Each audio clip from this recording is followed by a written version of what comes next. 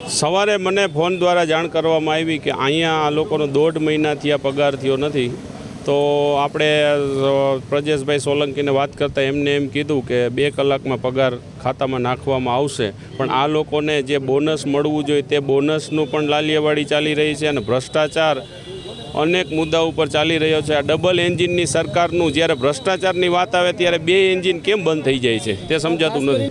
374 લોકોનો પ્રશ્ન છે ને ડ્રાઈવરો અહીંયા નજીકમાં બાજુમાં જ ઊભા છે. આ લોકો છે કોઈ ટ્રકના ડ્રાઈવર છે, કોઈ જેસીબીના ડ્રાઈવર છે, કોઈ ટીપર વાનના ડ્રાઈવર છે. મારું નામ નારાયણભાઈ ડાંગર. ખાસ કરીને આ જેવો છે 31/8 કોન્ટ્રાક્ટ પૂરો થઈ ગયેલો છે. અમને એ લોકોએ કોઈ જાણ કરી નથી કે 31/8 કોન્ટ્રાક્ટ પૂરો થઈ ગયો છે. એને વર્ક ઓર્ડર વગર અમને પગાર કર્યા નથી. અમે અમારા શેઠને ફોન કર્યો કે મને વર્ક ઓર્ડર વહેલા મળ્યો નથી, ત્યાર સુધી તમને પગાર નહીં થાય. આ પ્રશ્ન છે. 374 ડ્રાઈવર છે. અલગ અલગ વ્હીકલર આવે છે.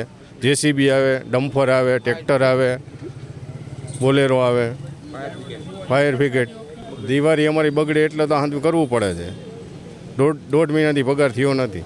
જાણ કર્યું હતું કે મને વર્ક ઓર્ડર તમારો મળ્યો નથી, અમારો કોન્ટ્રાક્ટ પૂરો થઈ ગયો છે. આ પગાર નહીં થાય તો આગામી સમયે અમે કમિશનર સાહેબે ધારણા કરશું. ત્યારે અમને એમ કે પગાર કરશું તો પગાર 2 કલાકમાં કરશે તો અમને પાછું ચાલુ કરી દઈ. સાંજ સમાચાર ફેસબુક પેજને લાઇક કરો, વિડીયો શેર કરો અને વધુ વિગતવાર સમાચાર માટે sanssamachar.net વિઝિટ કરો.